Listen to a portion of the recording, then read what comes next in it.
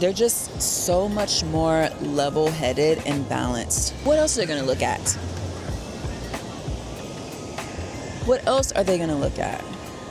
Like, girl, I promise you, I like it here. It's kind of started to become too much for me. 6 months abroad, this is things that have been like toiling around in my brain.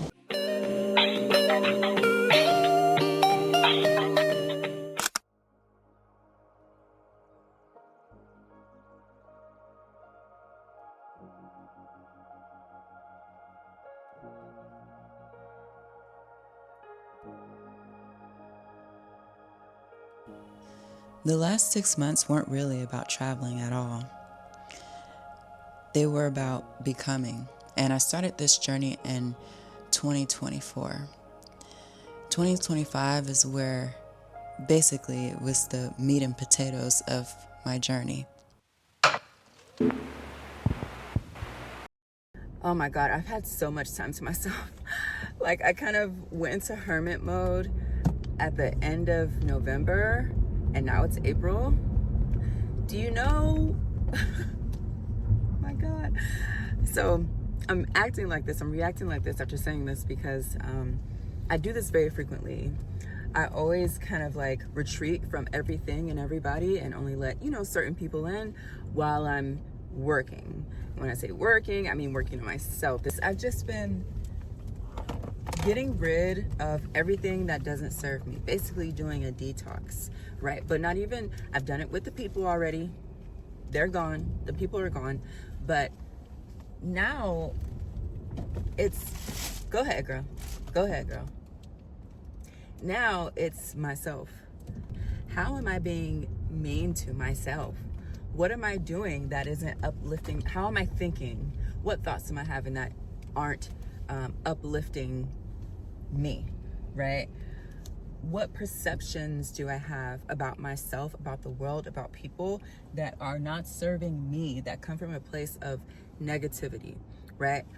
What beliefs do I harbor about myself, about other people, about life, about the world that are not serving me, right? Then, okay, I've identified those things. Where do they come from? Because I'm not just trying to do a fake little, okay, I don't think that anymore. That's, I mean, you can do that. You can do that. But I feel for me, for my growth, I have to get to the root. I have to get to the root. I spent this time sitting with myself. The parts I love and the parts I used to avoid. The parts I didn't want to look at. The parts I didn't want to acknowledge about myself. The light, but also my shadow. And somewhere in this space that I've been able to spend with myself, I started to see myself differently. When I look in the mirror now, it's a kind of pride that I didn't have before. It's not loud, it's not performative, it's just real. Because now I feel as though I have fully integrated my shadow into myself as a whole. I also had to release some old beliefs as it pertains to people and the world around me. Beliefs like thinking that everyone is inherently good if you just try hard enough to understand them, if you give people chances. And letting go of that didn't harden me. It grounded me. It gave me clarity. Now that my rose-colored glasses are off, I'm seeing life exactly for what it is and not for what I wish it to be. This has actually been one of the most peaceful parts of my journey, so I hope you enjoy. And listen, this might make some of you mad. This video might make a lot of you mad. But if you take offense to this,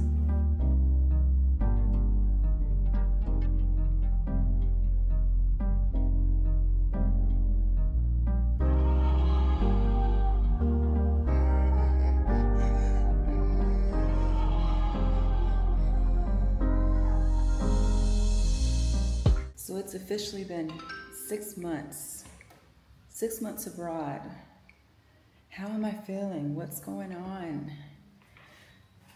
Let's talk about it. I'm gonna go to the beach. Today is a beautiful day, so I'm gonna head to the beach so we can have a little chat. Gotta grab.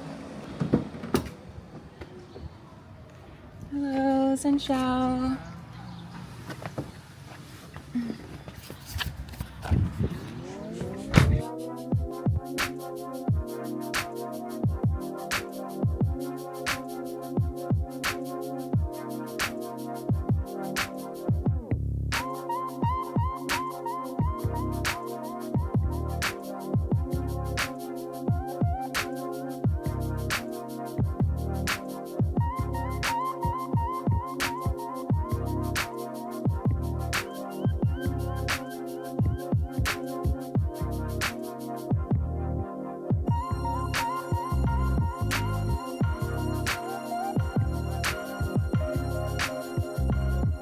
So I ended up coming back to Vietnam. Yes, I am back in Vietnam, and I am in Da Nang. Da Nang. I think you pronounced it Da Nang. I was pronouncing it Da Nang in my previous video, one of my previous videos. But yeah, so I am back in Da Nang, Vietnam. I like it here. This place has a really good mix between city and beach life. Last time I was here, I was on the beach side. That place is right around the corner from here. It's like half a mile away from here. It was like perfect for me. I get up, I come and walk and run on the beach. It was a perfect place for me to live. This time I'm on the city side, so I'm amongst more of the locals. Oh, yes. Also, I left Bangkok for a number of reasons. Bangkok just kind of started to become too much for me. Too much as far as everywhere you turn, it's like wham, bam, everything in your face. You know that movie, Everything Everywhere All at Once? That's how I started to feel about Bangkok. You got the food everywhere, and then you have all the clubs, all the sex tourism. It's just like too much. Too much. It's too much for me. This point in my life, it's good for like, okay, I need to be re-energized. Like, yeah, let me go to Bangkok real quick. But like, making Bangkok my hub, absolutely not. Absolutely not. And, after like being there for a little bit and seeing, like subscribing to the news sites on Facebook and just being within places where like expats are chattering. This is not a bash Bangkok video, okay? I'm not gonna do that. I'm just telling you my perceptions and my observations. Bangkok is a place where a lot of people go to release their freak, to release their shadow side.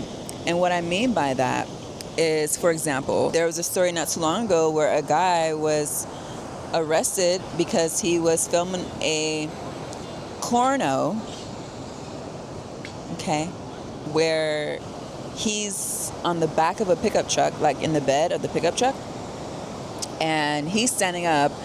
The Thai girl is like, bent over, and there's another car, and they're on the freeway now. This is a moving truck. They're moving on the freeway, and there's another car beside them, filming while they're doing their thing. I saw a video of a guy who was in a convenience store, and he was just knocking things over, just screaming and stuff. People always fighting in the streets because they're not paying the lady boys and all. It's just too much, okay? It's too much. It's too much. Here, specifically in Da Nang, what I've experienced here is people are just a lot more civilized. The people that I've met and spoken to since I've been here, both times, they're just so much more level-headed and balanced. Sex tourism isn't in your face everywhere you look. Most people that come here are not coming here for that. I mean, let's be honest. Let's be honest. All the way honest. And when you come to my channel, that's what I'm going to give you. Hot damn hoe, here we go again. Most of the people, and when I say people, I'm excluding women, okay? Straight women. Most of the people that are going to Thailand are for the sex tourism. And the people that are, I'm not, you're lying.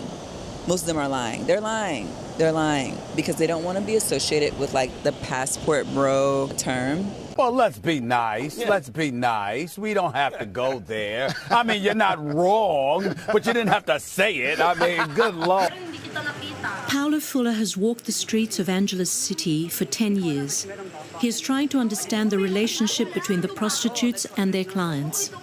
People say that if you want just to have sex, the place to go is Thailand for that one night stand. But in the Philippines, people come for the girlfriend experience, which is more long-term. The girl will stay with sex tourists, sometimes for their entire stay. So the customer will actually pay that woman to leave the bar for 1 week, 2 weeks, 3 weeks to go on holiday with these guys. And obviously within that, more close relationships are formed.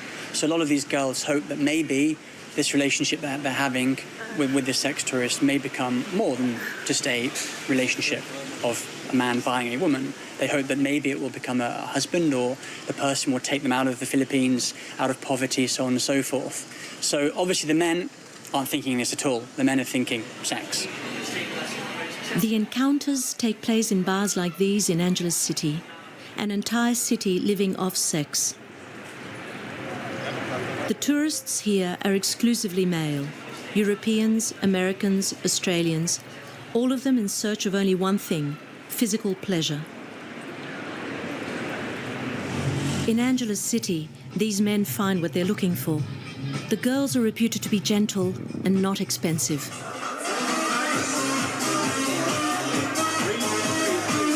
We have gone inside one of these bars to film with a hidden camera.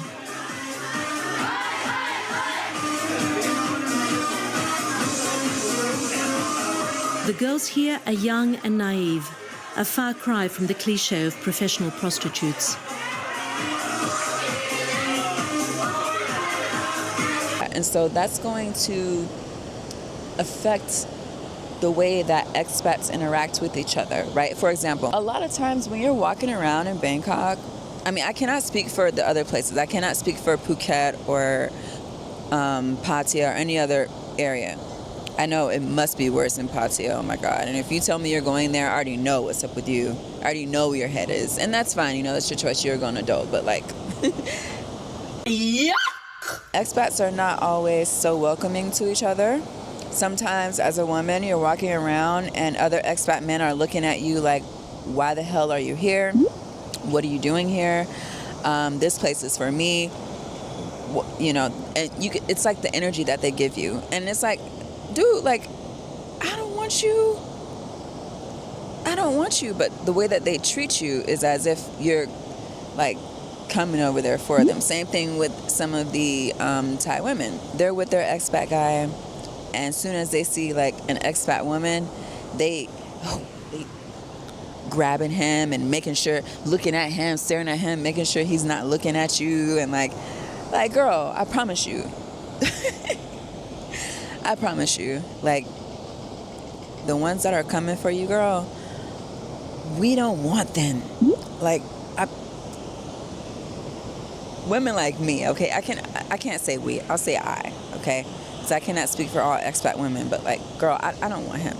Like, he's so safe with you, girl. I promise you. You have nothing to worry about when you see me come in. Hello. Hi, guys. Come on.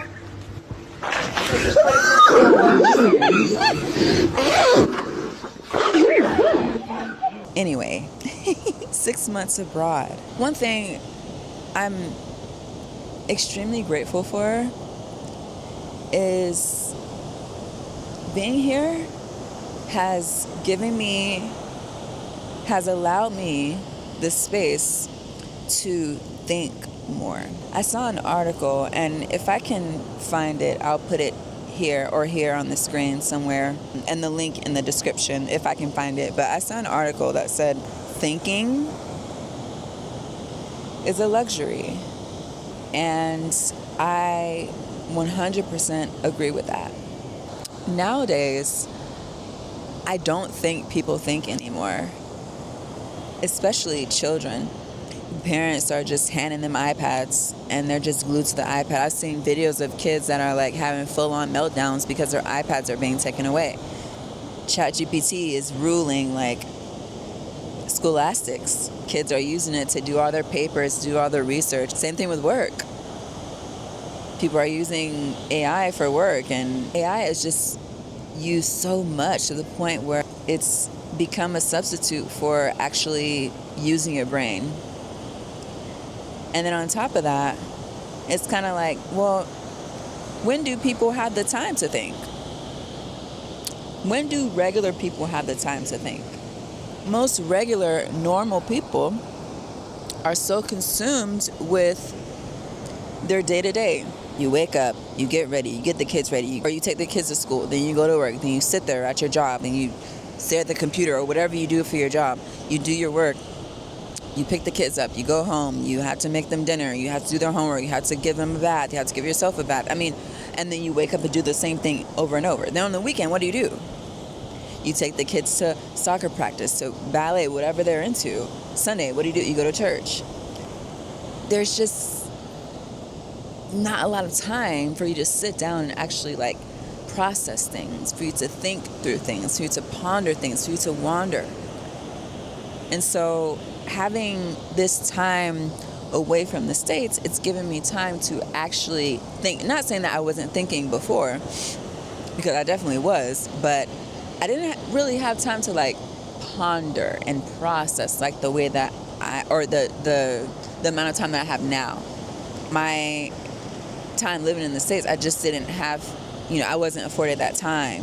So now that I've had 6 months, some of these are going to be very unpopular takes.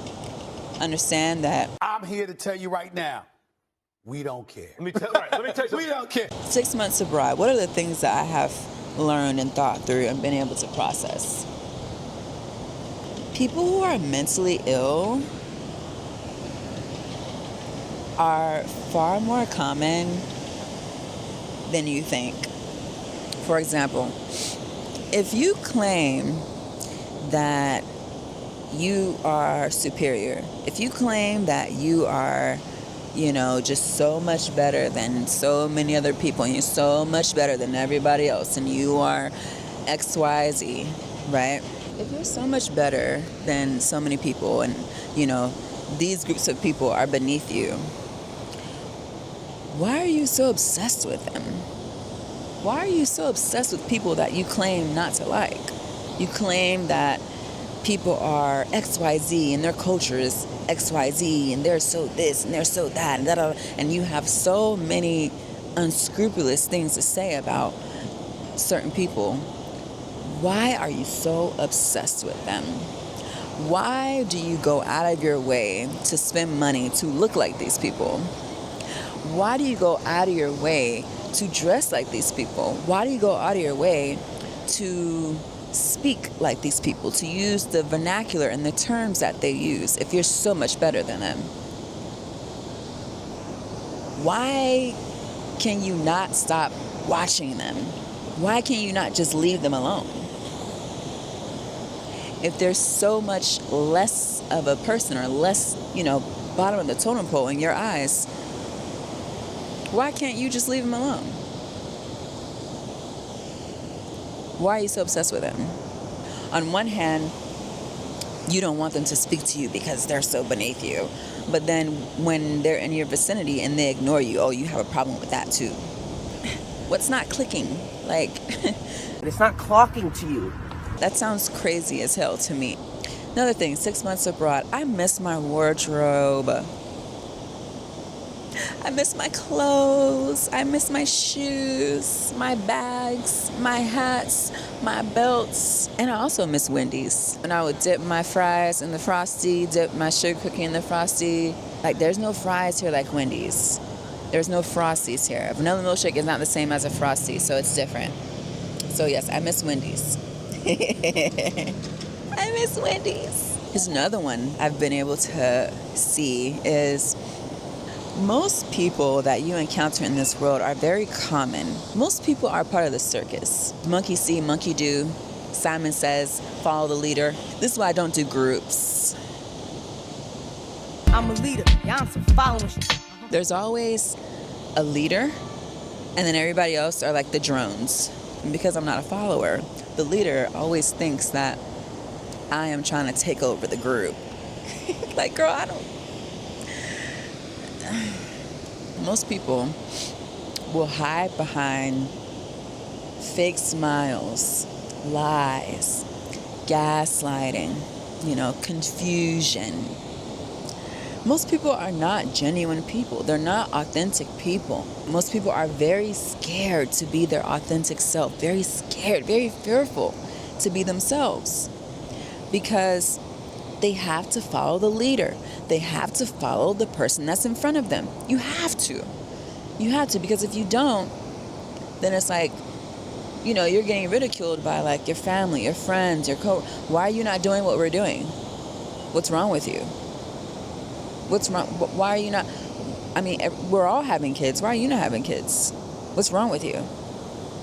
We're all getting married. Why are you not getting married? What's wrong with you? We're all buying houses. Why are you not buying a house? What's wrong with you? We all have a 9-to-5 that we hate. You don't want this too? What's wrong with you?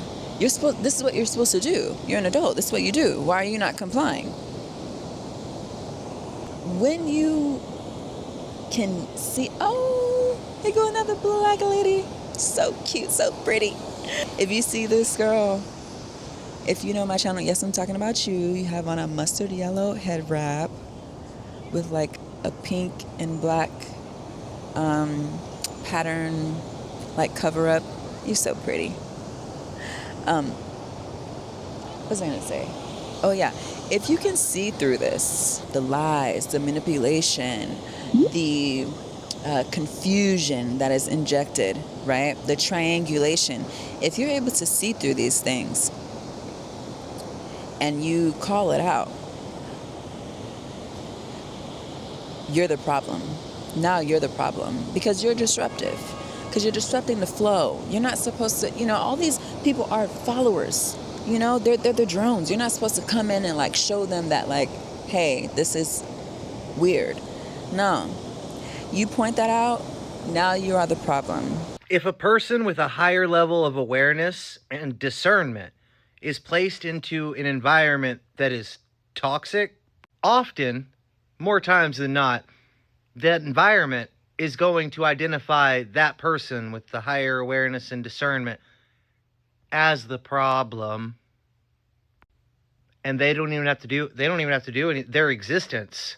Just because they can recognize the toxicity, just because they can see it, makes everybody else see it. And people don't want to see that. It's a lot easier to just, we're just going, you're the problem. We're fine.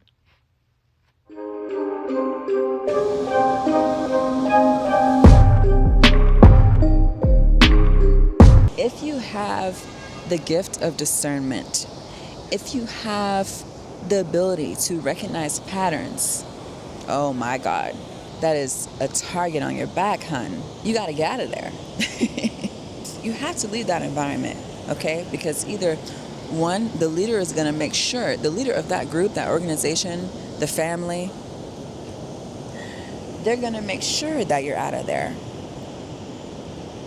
They're going to make sure that they either make the environment so bad for you that you don't want to be associated with them anymore, or you yourself are just going to be like, F this, I'm done. Is this too much? Is it too much? Is it too much truth? I've come to realize that a lot of people don't like the truth. They like to be ignorant because it's like, you're more happy when you're dumb. Well, let's be nice. Yeah. Let's be nice. We don't have to go there. I mean, you're not wrong, but you didn't have to say it. I mean, good Lord. Sorry, I shouldn't have said that. I shouldn't have said that. Okay, let me put it like this. Ignorance is bliss. You're happier when you're ignorant. When you don't know these things, when you haven't woken up to the realities of life, you're happier. I wouldn't be surprised if I already have some people coming in my comments trying to defend, oh no, you gotta go with the status quo and right. I wouldn't be surprised. Another thing I've learned, things that I've been able to think about and chew on, things that I've observed, right? Just watching people. In addition to most people not being authentic and genuine, most people are cowards. Cowards. They will not stand up for anything. Too scared. Cowardice goes hand in hand with being extremely insecure. Insecure in yourself, insecure in your abilities. Okay, I'll say this. Everyone has insecurities. That is normal for human beings. It's one thing to be, to have insecurities, and another to be insecure. Most people are insecure. And so, like I said, that goes hand in hand with being like a coward. Because if you're insecure about yourself, how the hell are you going to stand up for yourself, let alone other people, for your ideals? We see it in America. Look at what's happening in America right now. Anyway, that's a different conversation for a different day. And so when people like this, which is most people, come across someone who is upfront, very direct, very confident and secure in themselves, oh my God, they take it as like a personal attack. You are very threatening to these people. So they feel attacked by your very existence, by your very presence. Just you being there. You don't have to say anything. You don't have to do anything. Just your existence is threatening to these people, which then turns into you being hated and feared. People will try to put you down. People will try to neg you. People will try to humble you. Another thing, most people want to feel like they're better than someone else. A lot of people do this by judging others. Right? You meet somebody, you have a quick 2-second scan up and down, right? And most people use this scan up and down to, measure themselves up against that person, right? Oh, well, what are they wearing? First of all, what does their body look like? And what's their skin tone? And what's their hair like? And what kind of shoes are they wearing? What kind of clothes are they wearing? What kind of jewelry do they have on? And all these outward things, all these tangible, materialistic things, we use these things to judge ourselves against other people. The cars, the clothes, the jewelry, the money, the possessions, all the things that are tangible, you're looking at that person to see if they're better than you or you're better than them. But then what's so funny about that is, let's say you get to talking to somebody that you thought was less than you, right? And your simple brain, you thought, oh, well, they don't have the shoes that I have, so they're less than me, and they don't have this type of car, and they don't have this type of clothes, and they don't have this, and they don't have that, so I'm better than them. Yeah, you thought that, right? But then when you start talking to that person for whatever reason, they possess things that you cannot buy. Happiness, actual happiness, internal peace, joy, satisfaction, security in themselves, confidence, kindness, but the biggest one is happiness. Their spirit is rich. Now you, the person who has X, Y, and Z, you come across a person who has a rich spirit, and now what happens to you? You fall into envy. This person has nothing. How are they so happy? And now you're mad. Now you want to neg them. Now you want to bring them down because they have things that require inner work that you haven't done, that you refuse to do, and you want to punish them for that. According to psychology, when people mistreat you, it's often because they think you're better than them. It's a defense mechanism where they're trying to change the power dynamics in their favor. Even if somebody has more money or status than you, if they're mistreating you, it's likely because they're insecure, so they're trying to bring you down to their level. I think that's very weak. It's a very weak person who seeks to do that. Just do the inner work. It's okay. Go to therapy, Start learning about yourself. Start discovering yourself, It's fine. It's okay. Let's be real. Hello. That happens to me a lot. In my other video, I said, being a black woman in Southeast Asia, it's like I'm always on display. I'm always going to be stared at. I'm always going to be looked at. Always, always, always. And it just comes with it. Listen, You are a gem. Okay? Of course people are going to be, what else are they going to look at? What else are they going to look at? Oh, another black girl on the beach. I love seeing us over here. So cute. So yeah, 6-month update. Da Nang, Vietnam. It's a beautiful place. When I told my sister I was coming here to Vietnam the first time, she was like, oh my God, are you gonna be okay? I mean, it's Vietnam. Because a lot of Americans, like, we don't really know, you know, too much about Vietnam. It's like, all we know about Vietnam is that we went to war with them. We actually lost the war to Vietnam. Did you know that? Did you know that we lost the war to Vietnam? Anyway, yeah, thank you for stopping by, you know, stopping by the channel and listening to me yap about things. I love you. I'll talk to you later. Nobody can fuck with you when you are fully authentically yourself. When you own up to everything. What are they gonna say? Oh, hey, you do this. Oh my God, we found out you did that. Yeah. What? Like, I don't fucking care. What are you gonna do? That I'm owning up to it. Yeah, I get angry sometimes. Hey, I do this sometimes. Hey, maybe I'm a little bit annoying. Hey, sometimes I'm cringe. I don't care. This is me. When you own up to who you are, nobody can fuck with you.